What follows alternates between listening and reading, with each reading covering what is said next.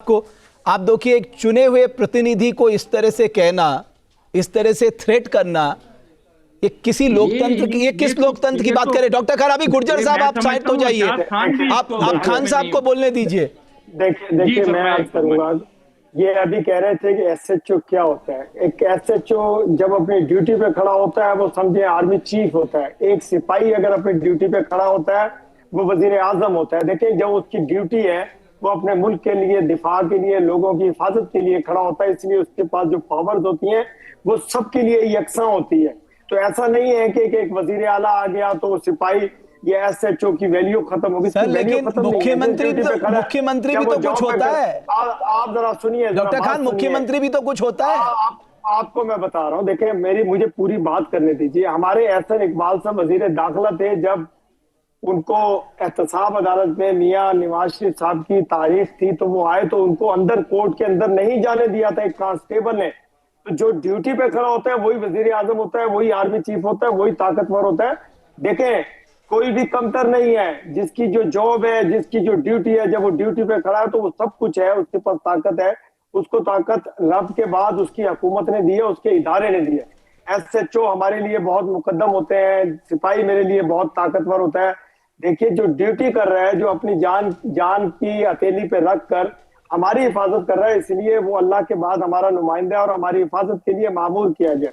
तो मैं ये कहूंगा कि मैं सैल्यूट पेश करता हूं जिस एसएचओ ने अगर उनको रोका है अपनी ड्यूटी के दौरान, तो उसकी ड्यूटी थी, उसने ड्यूटी पे रोका है।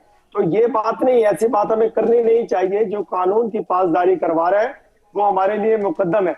दूसरी बात यह है कि सुहेल आफरीदी साहब को चाहिए कि अपने सूबे में लोगों की हिफाजत करें, वहां के लोगों के लिए काम करें, वहां नौकरियों को बंदोबस्त करें, वहां दहशतगर्दी का खात्मा करें।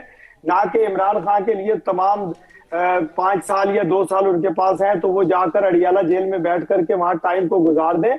उनको वजीर आला बनाया गया एक सूबे के लिए, उस सूबे के लोगों की जरूरियात जिंदगी पूरी करें, वहां की हिफाजत उनका फर्ज बनता है। वो वहां का उन्हें मालिक बना दिया कि अल्लाह की जात के बाद केपीके के वजीर आला वहां के मुहाफिज हैं। तो उनको चाहिए, ये जो इमरान खान साहब हैं इनके लिए, ठीक है डॉक्टर खान, गुर्जर साहब बात आ गई आपको, मुझे लगता है आपको डॉक्टर खान का मैसेज आ गया।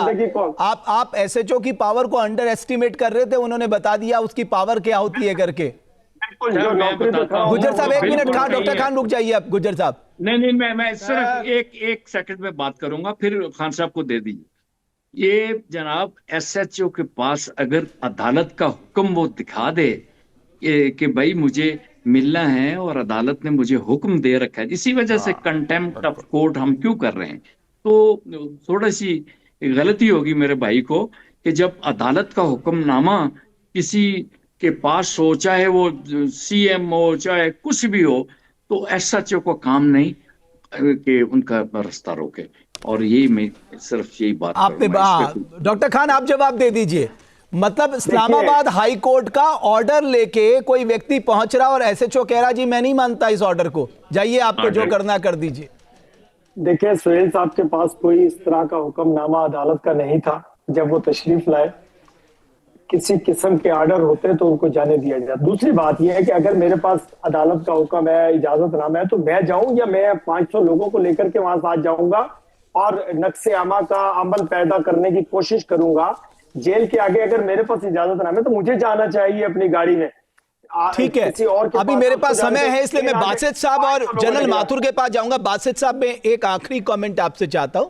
आपने शुरुआत में ठीक कहा कि साहब इतनी चर्चा क्यों हो रही है, बट बासित साहब ये भी तो आप दिल में हाथ रख के कहिए कि ये चर्चा इसलिए हो रही है बिकॉज आपने मौका दे दिया। अगर आप मौका नहीं देते तो शायद दुनिया में चर्चा होती ही नहीं।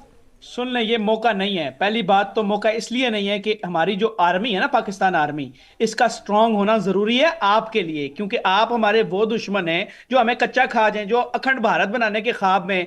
अगर हम इन सियासतदानों में सब कुछ दे देना, कभी आम की पेटियां आएंगी, कभी नरेंद्र मोदी साहब बगैर वीजा के पाकिस्तान आ जाएंगे।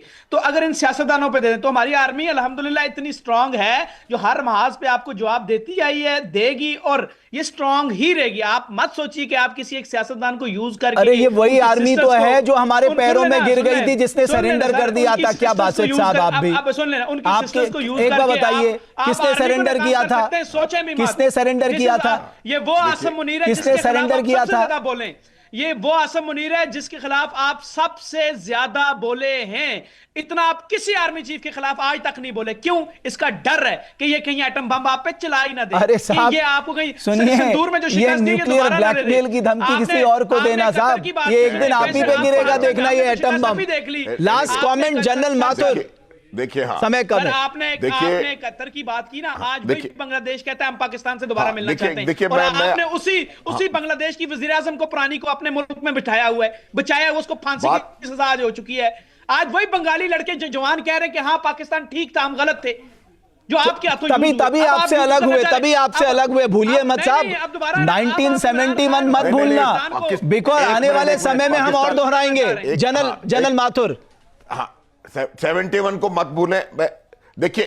देखिए मैं आपको हाँ मैं सिर्फ यही कहना चाहता हूं, 71 को 93,000 लोगों ने सरेंडर किया था, वो सारी दुनिया को पता है। जहां तक बांग्लादेश का सवाल है, उसको अभी आप ये उसी असीम मुनीर ने जाके उसी फ्लोरिडा में ये स्टेटमेंट दिया था कि अब हम वेस्ट से हमला करेंगे और ईस्ट से हमला करेंगे और वेस्टवर्ड जाएंगे। देखिए जो उनकी सोच असीम मुनीर की आतंकवादी सोच है, इसी वजह से उनके ऊपर डिस्कशन हो रहा है। और ये बात आप समझ लें कि कोई पाकिस्तान की आर्मी का कभी कोई खौफ न था, न है, न रहेगा। ये बात आप भूल जाएं। और ये जो न्यूक्लियर सेबर रेटलिंग पाकिस्तान की है, वो बंद कर दी, वो हमने बंद कर दी है। वो आप न्यूक्लियर हमने जो बार बार कह रहे थे 100 किलो के, ये हम छोड़ देंगे, वो कर देंगे, वो सब बंद एक कमरे में बंद रह गया और आप घुटने पे आकर के आप हमारे पास रुक गए। तो इसको छोड़ दें। मेरा ये मानना है कि एटम बम की धमकी देना बंद करें।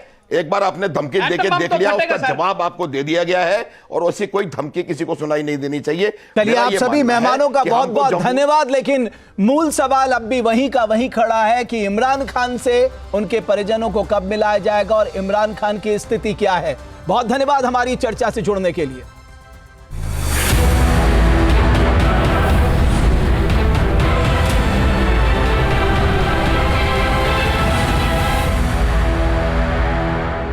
जहाँ भक्ति है हर शब्द में, कथाओं में छुपे हैं दिव्य रहस्य और ज्योतिष देता है जीवन को दिशा। धर्म से जुड़ी हर बातों को जानने के लिए हमारे चैनल स्तुति को सब्सक्राइब करें। चैनल पर जाने के लिए इस लिंक पर क्लिक करें।